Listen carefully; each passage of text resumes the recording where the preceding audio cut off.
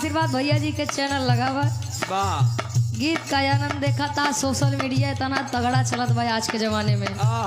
जवान सामने से देखबा का यूट्यूब पे देख लेबा का जरूरत बस सामने देख। और एक छोटी सी होली की भगवान भोलेनाथ बोले कवि जी लिखा था कैसे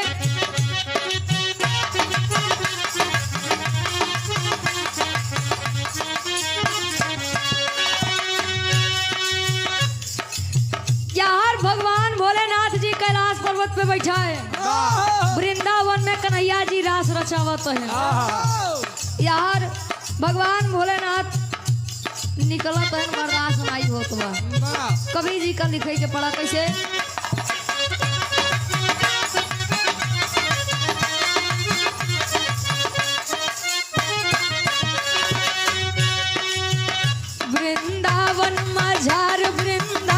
मझार भोला जी नाचे मतवाला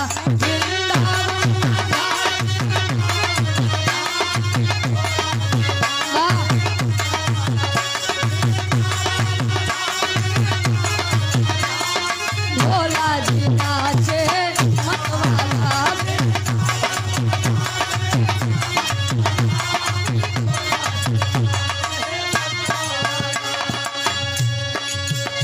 वृंदावन मझार भोला जी नाचे मतवाला। अंतरा के पहले अंतार में कवि जी लिखा था इनका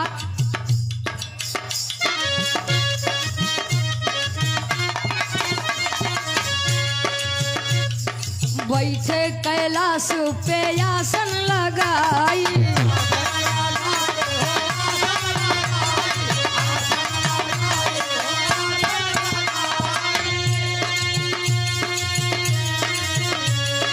बंसी की तान कानन में सुनाई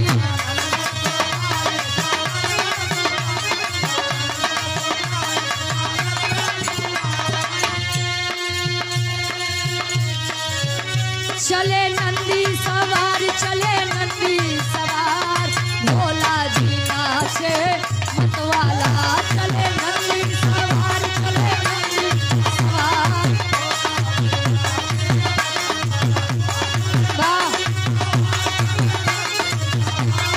भोला जी नाचे मतवाला चले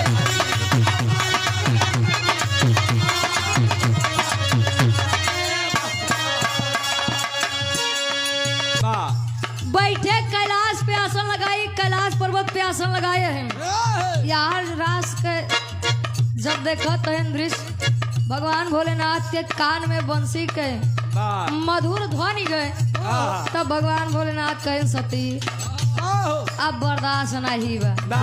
देखा था कितना बढ़िया दृश्य दिखात बा यार से कैलाश पर्वत से आनंद लेते हैं कैसे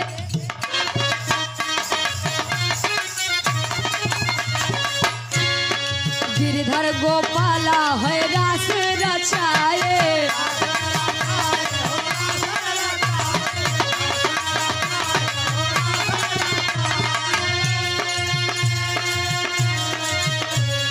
मुरली मधुरी वृंदावन बजाए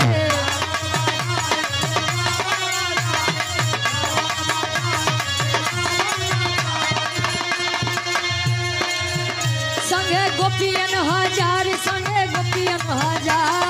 भोला जी नाचे मतवाला संगे गोपियन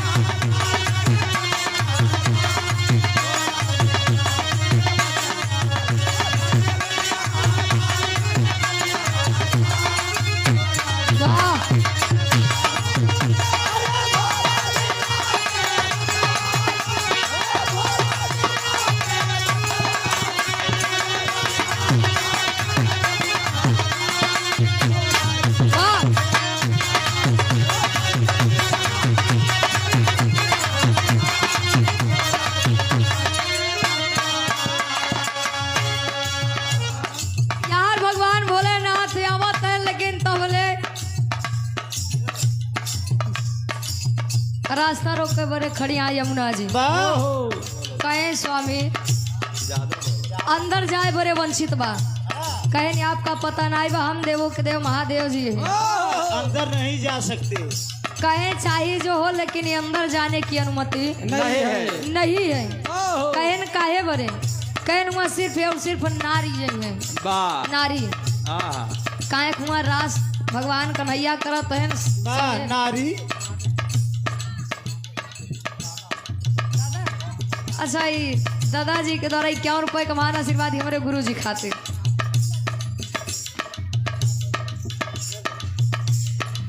भगवान भोलेनाथ योजना बनाते हैं, कहे नहीं ऐसे ना जाई देबू तब तो जाई तो दे वही देबू आय ये सना जाई देबू तो सजाई देबू, लेकिन अंदर जाब जरूर, लेकिन जाब तो हम जरूर। भगवान भोलेनाथ करत इनका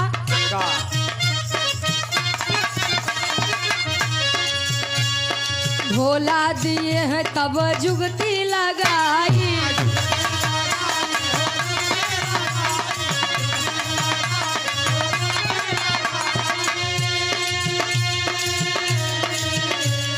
नारी के रूपवा लिए है बनाई,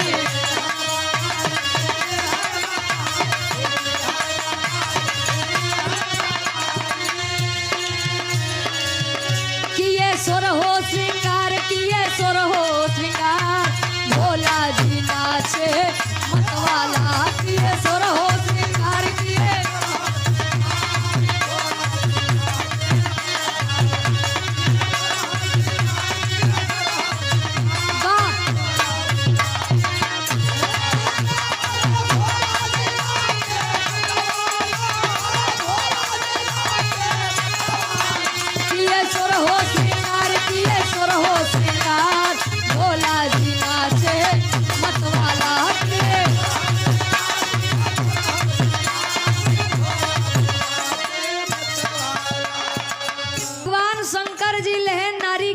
बनाई के 16 श्रृंगार कई के अब रास लीला में पहुंचत है। और जब पहुंचत है धीरे धीरे यार नृत्य होत बा, नृत्य करत करत मगन होई के भगवान भोलेनाथ जाई के कन्हैया जी लगे पहुँचे। और जब कन्हैया जी लगे पहुँचन तो कन्हैया जी गौर से देखे स्वामी बड़ी गजब चीज है ए नाथ। कहा तैन कबीर जी कैसे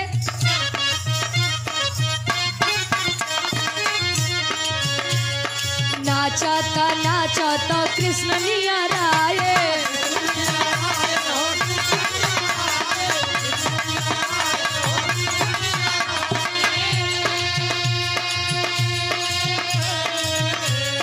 गोपी बने भोला के पहचाने,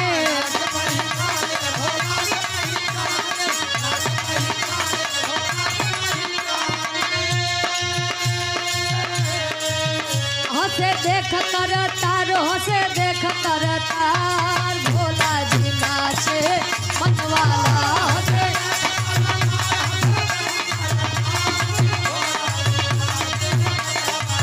अरे वाह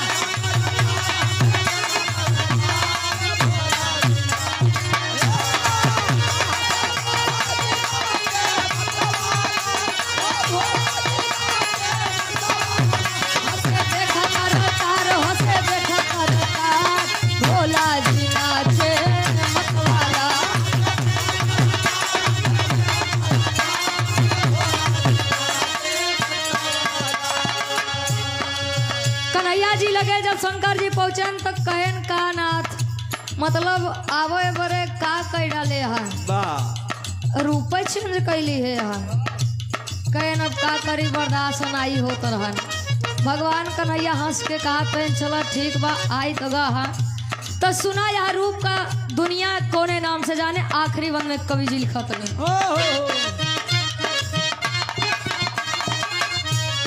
शर्माए तब है घर दानी,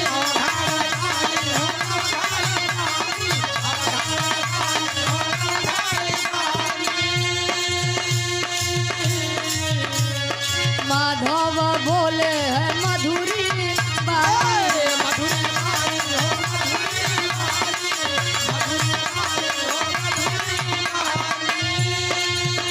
इस रूप को दुनिया गोपेश्वर के नाम से जानेगी। आप गोपेश्वर नाम से इस नाम से दुनिया आपकी पूजा करेगी।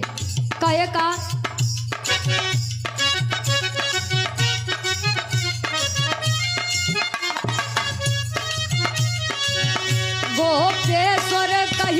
पूजी संसार भोला जी नाचे मतवाला गोपेश्वर कहीं पूजी संसार भोला जी नाचे गोपेश्वर कहीं पूजी संसार